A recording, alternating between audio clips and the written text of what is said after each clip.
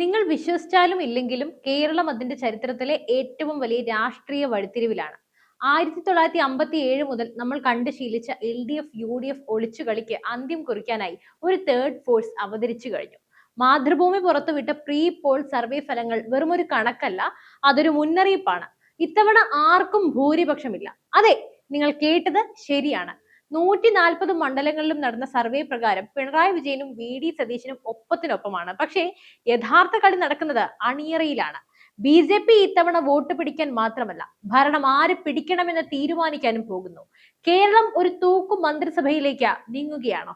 ഈ 12 മണ്ഡലങ്ങൾ കേരളത്തിന്റെ വിധി മാറ്റുമോ? ആവേശകരമായ ഈ രാഷ്ട്രീയ പോരാട്ടത്തിന്റെ ഉള്ളറകളിലേക്ക് നമുക്ക് കടക്കാം. കഴിഞ്ഞ 10 വർഷമായി കേരളം ഭരിക്കുന്നത് ഇടതുപക്ഷമാണ്. ഭരണ തുടർച്ച എന്ന ചരിത്രം സൃഷ്ടിച്ച പിണറായി സർക്കാരിന് ഇത്തവണ കാലിടറുന്നു എന്നാണ് മാതൃഭൂമി സർവേ വ്യക്തമാക്കുന്നത്. ഭരണവിരുദ്ധ വികാരം അതിന്റെ പരകോടിയിലാണ്. സർവേ പ്രകാരം LDFന് ലഭിക്കാൻ സാധ്യതയുള്ളത് വെറും 66 സീറ്റുകൾ മാത്രമാണ്. കേവല ഭൂരിപക്ഷത്തിന് വേണ്ട 71 എന്ന സംഖ്യയിലേക്ക് എത്താൻ ഇനിയും 5 സീറ്റുകൾ കൂടി വേണം. കഴിഞ്ഞ തവണത്തെ അപേക്ഷിച്ച് LDFന് 32 മുതൽ 36 വരെ സീറ്റുകളിൽ കനത്ത തിരിച്ചടി നേരിടേണ്ടി വരുമെന്നാണ് കണക്കുകൂട്ടലുകൾ പറയുന്നത്. എന്താണ് ഇതിന് കാരണം? സർക്കാരിനെ പിടിച്ചുലച്ച വിവിധ വിവാദങ്ങൾ ജനമനസ്സുകളിൽ സ്വാധീനം ചെലുത്തിയിട്ടുണ്ട്. ശമ്പളവും പെൻഷനും വൈകുന്നത് സാധാരണക്കാരായ വോട്ടർമാരെ സർക്കാരിൽ നിന്നും അകറ്റി നിർത്തിയിരിക്കുന്നു. മാത്രവുമല്ല, യുവാക്കൾക്കിടയിൽ പരമ്പരാഗത രാഷ്ട്രീയത്തോടുള്ള മടുപ്പ് BJP പോലെയുള്ള പാർട്ടികൾക്ക് ഗുണകരമാകുന്നുമുണ്ട്. മറുഭാഗത്ത് UDF 62 സീറ്റുകളിലേക്ക് തങ്ങളുടെ നില മെച്ചപ്പെടുത്തിയിരിക്കുകയാണ്. കഴിഞ്ഞ തവണത്തെ അപേക്ഷിച്ച് 20 സീറ്റുകൾ വരെ അധികം നേടാൻ അവർക്ക് സാധിക്കുമെന്ന് സർവേ പറയുന്നുണ്ട്. ഇത് സംസ്ഥാനത്ത് ഒരു UDF തരംഗം നിലനിൽക്കുന്നു എന്നതിന്റെ സൂചനയാണ്. പ്രതിപക്ഷ നേതാവ് VD സതീശന്റെ ജനപ്രീതി കുതിച്ചുയരുകയുമാണ്. സർവേ പ്രകാരം മുഖ്യമന്ത്രി സ്ഥാനത്തേക്ക് പിണറായി വിജയനും VD സതീശനും തമ്മിലുള്ള വ്യത്യാസം വെറും 0.08% മാത്രമാണ്. ഇത് ചരിത്രത്തിൽ ആദ്യമായിട്ടാണ്. ജനങ്ങൾ മാറ്റം ആഗ്രഹിക്കുന്നു എന്നതിന്റെ വ്യക്തമായ തെളിവാണിത്. പക്ഷേ UDFനും 71 എന്ന സംഖ്യയിലെത്താൻ സാധിക്കുന്നില്ല. ഇവിടെയാണ് കേരളം ഒരു രാഷ്ട്രീയ അനിശ്ചിതത്വത്തിലേക്ക് വിരൽ ചൂണ്ടുന്നത്. ഇനി നമുക്ക് ഈ സർവേയിലെ ഏറ്റവും പ്രധാനപ്പെട്ട അധ്യായത്തിലേക്ക് വരാം. കേരളത്തിൽ BJPക്ക് സീറ്റുകൾ കിട്ടില്ല എന്ന് പരിഹസിക്കുന്നവർ ഈ കണക്കുകൾ ശ്രദ്ധിക്കണം. നേമത്തും കഴക്കൂട്ടത്തും BJP ഇപ്പോഴും അതിശക്തമായ പോരാട്ടമാണ് കാഴ്ചവെക്കുന്നത്. സർവേയിൽ BJPക്ക് വ്യക്തമായ സീറ്റുകൾ പ്രവചിക്കുന്നില്ലെങ്കിലും അവരുടെ വോട്ട് വിഹിതം ഗണ്യമായി വർദ്ധിച്ചിട്ടുണ്ട്. പല മണ്ഡലങ്ങളിലും BJP 25% മുതൽ 30% വരെ വോട്ടുകൾ പിടിക്കുന്നു. ഈ വോട്ടുകൾ ആരുടേതാണ്? LDFന്റെ ഹിന്ദു വോട്ട് ബാങ്കിൽ BJP വലിയ വിള്ളൽ വീഴ്ത്തിയിരിക്കുന്നു. മധ്യ കേരളത്തിൽ ക്രൈസ്തവ വോട്ടർമാർക്കിടയിൽ BJPക്ക് ലഭിക്കുന്ന സ്വീകാര്യത UDFനെ ഞെട്ടിക്കുന്നു. ചുരുക്കി പറഞ്ഞാൽ BJP ജയിച്ചില്ലെങ്കിലും അവർ തോൽപ്പിക്കുന്നത് ആരെയാണോ അവർക്ക് ഭരണം നഷ്ടപ്പെടും. ഒരു തൂക്ക് സഭ വന്നാൽ BJP പിന്തുണയ്ക്കുന്ന അല്ലെങ്കിൽ BJP വിട്ടു നിൽക്കുന്ന ഒരു മുന്നണിക്ക് മാത്രമേ കേരളം ഭരിക്കാൻ സാധിക്കൂ. ഇതാണ് BJPയുടെ മാസ്റ്റർ പ്ലാൻ. മാതൃഭൂമി സർവേ ചൂണ്ടിക്കാണിക്കുന്ന ആ 12 മണ്ഡലങ്ങളാണ് ഈ തെരഞ്ഞെടുപ്പിലെ ബാറ്റിൽ ഗ്രൗണ്ട് അല്ലെങ്കിൽ യുദ്ധഭൂമി. ഈ മണ്ഡലങ്ങളിൽ ഫലം പ്രവചനാതീതമാണ്. തിരുവനന്തപുരം ജില്ലയിലെ മണ്ഡലങ്ങൾ എടുത്തു നോക്കുമ്പോൾ BJP ഇവിടെ LDFന് 3ാം സ്ഥാനത്തേക്ക് തള്ളാൻ സാധ്യതയുണ്ട്. കണ്ണൂരേക്ക് വന്നാൽ രാമചന്ദ്രൻ കടന്നപ്പള്ളിക്കെതിരെ UDFന് ലഭിക്കുന്ന മുൻതൂക്കം രാഷ്ട്രീയ നിരീക്ഷകരെ അമ്പരപ്പിച്ചിരിക്കുകയാണ്. ഇത് CPMന്റെ കോട്ടകളിൽ വിള്ളൽ വീഴുന്നതിന്റെ ലക്ഷണമാണ്. പാലക്കാടും തൃശ്ശൂരും നോക്കുമ്പോൾ BJP ഇവിടെ വെറും കാഴ്ചക്കാരല്ല. സുരേഷ് ഗോപിയുടെ പ്രഭാവവും പാലക്കാട്ടെ ശക്തമായ സംഘടനാ സംവിധാനവും BJPയെ വിജയത്തിനടുത്തേക്ക് എത്തിയിരിക്കുകയാണ്. ഈ മണ്ഡലങ്ങളിൽ BJP പിടിക്കുന്ന വോട്ടുകൾ അത്യന്തികമായി തീരുമാനിക്കുന്നത് LDF വരണോ അതോ UDF വരണോ എന്നാണ്. മുഖ്യമന്ത്രി സ്ഥാനത്തേക്കുള്ള വോട്ടെടുപ്പ് ഫലം നോക്കാം. പിണറായി വിജയൻ 27.85%, VD സതീശൻ 27.77%. ഇത്രയും ചെറിയൊരു വ്യത്യാസം കേരള ചരിത്രത്തിൽ മുമ്പ് ഉണ്ടായിട്ടില്ല. പിണറായി വിജയന്റെ ക്യാപ്റ്റൻ ഇമേജിന് ഇടിവ് സംഭവിച്ചിരിക്കുന്നു. ഇതാണ് ഇപ്പോൾ വ്യക്തമാവുന്നത്. അതേസമയം KK ശൈലജ ടീച്ചർക്ക് 12.1% പേരുടെ പിന്തുണയുണ്ട്. ഇത് പാർട്ടിക്കുള്ളിലെ ജനപ്രീതിയെ സൂചിപ്പിക്കുന്നു. UDFൽ രമേശ് ചെന്നിത്തല ഇപ്പോഴും 12.6% പിന്തുണയുമായി കരുത്തനായി തുടരുകയാണ്. ജനങ്ങൾ ആഗ്രഹിക്കുന്നത് പുതിയൊരു മുഖമാണോ അതോ BJPയുടെ കേന്ദ്ര നേതൃത്വം നിർദ്ദേശിക്കുന്ന ഒരു അപ്രതീക്ഷിത മുഖം കേരളത്തിന്റെ ഭരണ സാന്നിധ്യത്തിലേക്ക് വരുമോ? വരും ദിവസങ്ങളിൽ നമുക്ക് കാണാം. എന്തായാലും ഈ വ്യക്തിഗത മികവ് പാർട്ടിക്കെതിരെയുള്ള തരംഗത്തെ മറികടക്കാൻ പര്യാപ്തമാണോ എന്ന് കണ്ടു തന്നെ അറിയണം. മറുഭാഗത്ത് രമേശ് ചെന്നിത്തലയ്ക്ക് കിട്ടിയ 78.06% റേറ്റിംഗ് പ്രതിപക്ഷത്തിന് വലിയ ഊർജ്ജമൊക്കെയാണ് നൽകുന്നത്.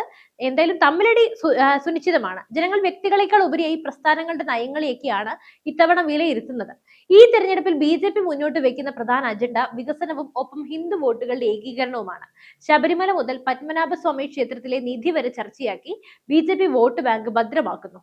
കൂടാതെ കേന്ദ്ര സർക്കാരിന്റെ പദ്ധതികൾ നേരിട്ട് ജനങ്ങളിലേക്ക് എത്തിക്കുന്ന മോദി ഗ്യാരണ്ടി കേരളത്തിലെ സാധാരണക്കാർക്കിടയിൽ നല്ല ചർച്ചയാവുന്നുണ്ട്. ഇത് LDFന്റെ പരമ്പരാഗത വോട്ടുകളിൽ വലിയ ചോർച്ചയുണ്ടാക്കുന്നു. ഈ വോട്ടുകൾ BJP പെട്ടിയിലാക്കിയാൽ പലയിടത്തും LDF മൂന്നാം സ്ഥാനത്തേക്ക് പോകും. ഇത് UDFന് ഗുണകരമാകുമോ അതോ BJP നേരിട്ട് ജയിക്കുമോ എന്നതൊക്കെയാണ് ആകാംക്ഷ. എന്തായാലും നമുക്കൊന്ന് ആലോചിക്കാം. മെയ് മാസത്തിൽ വോട്ട് എണ്ണുമ്പോൾ LDFന് 68, UDFന് 67, BJPക്ക് 5 എന്നിങ്ങനെയാണ് സീറ്റ് നിലയെന്ന് ജസ്റ്റ് ഒന്ന് കരുതുക. ഇതിൽ കൂടുതലുണ്ട് എങ്കിലും ഞാൻ ഏറ്റവും ചുരുക്കമാണ് പറഞ്ഞത്. കേരളം ആര് ഭരിക്കും? ഇവിടെയാണ് കുതിര കച്ചവടത്തിന്റെയും രാഷ്ട്രീയ തന്ത്രങ്ങളുടെയും എല്ലാം സാധ്യതകൾ തെളിയുന്നത്. BJP ആരെ പിന്തുണയ്ക്കും? അതോ BJPയെ പുറത്തു നിർത്താൻ LDFും UDFും ഒന്നിക്കുമോ? അത്തരമൊരു സാഹചര്യം വന്നാൽ അത് BJPക്ക് അടുത്ത തെരഞ്ഞെടുപ്പിൽ കേരളം പിടിച്ചെടുക്കാനുള്ള സുവർണാവസരമാകും. കേരളം ഇതുവരെ കണ്ടിട്ടില്ലാത്ത രാഷ്ട്രീയ നാടകങ്ങൾക്കാണ് നമ്മൾ സാക്ഷ്യം വഹിക്കാൻ പോകുന്നത്. അതിൽ യാതൊരു തർക്കവുമില്ല. മാതൃഭൂമി സർവേ ഫലങ്ങൾ നൽകുന്ന സൂചന വ്യക്തമാണ്. കേരളം ഒരു മാറ്റം ആഗ്രഹിക്കുന്നു. പക്ഷെ ആ മാറ്റം പഴയതുപോലെ ഇടതും വലതും തമ്മിലുള്ള കൈമാറ്റം മാത്രമല്ല, ഒരു മൂന്നാം ശക്തിയുടെ അതിശക്തമായ സാന്നിധ്യം കേരളത്തിന്റെ രാഷ്ട്രീയ ഭൂപടത്തെ മാറ്റി വരച്ചിരിക്കുന്നു.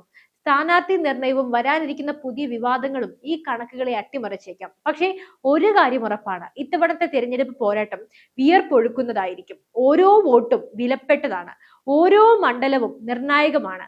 അതുപോലെ തന്നെ ഈ രാഷ്ട്രീയ ചതുരംഗ കളിയിൽ BJPയുടെ കുതിപ്പിന് ചുക്കാൻ പിടിക്കാൻ ഇത്തവണ മുന്നിലുള്ളത് വെറുമൊരു നേതാവല്ല, മുൻ കേന്ദ്രമന്ത്രി എന്ന നിലയിൽ തന്നെ പ്രാഗൽഭ്യം തെളിയിച്ച, ഇപ്പോൾ BJP സംസ്ഥാന അധ്യക്ഷന്റെ കസേരയിലിരുന്ന് കേരളത്തിലെ പാർട്ടിയെ അടിമുടി മാറ്റിവരച്ച രാജീവ് ചന്ദ്രശേഖറാണ് ഈ പോരാട്ടത്തിന്റെ അമരക്കാരൻ. മുമ്പ് കേന്ദ്ര IT നൈപുണ്യ വികസന വകുപ്പ് മന്ത്രിയായിരിക്കെ ഇന്ത്യയെ ഡിജിറ്റൽ വിപ്ലവത്തിലേക്ക് നയിച്ച അതേ വേഗതയോടെയാണ് അദ്ദേഹം ഇന്ന് കേരളത്തിലെ BJPയെ നയിക്കുന്നത്.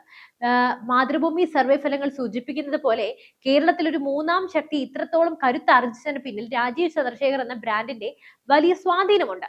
അഴിമതിയിലും സ്വജനപക്ഷപാതത്തിലും മുങ്ങിയ ഇടത് വലത് മുന്നണികൾക്ക് ബദലായി വികസനത്തിന്റെ രാഷ്ട്രീയം അദ്ദേഹം ജനങ്ങളിലേക്ക് എത്തിച്ചു. IT മേഖലയിലെയും ആഗോളതലത്തിലെയും അദ്ദേഹത്തിന്റെ വൈദഗ്ധ്യം കേരളത്തിലെ അഭ്യസ്ത വിദ്യരായ യുവാക്കൾക്കിടയിൽ BJPക്ക് മുമ്പെങ്ങുമില്ലാത്ത സ്വീകാര്യതയാണ് നൽകുന്നത്.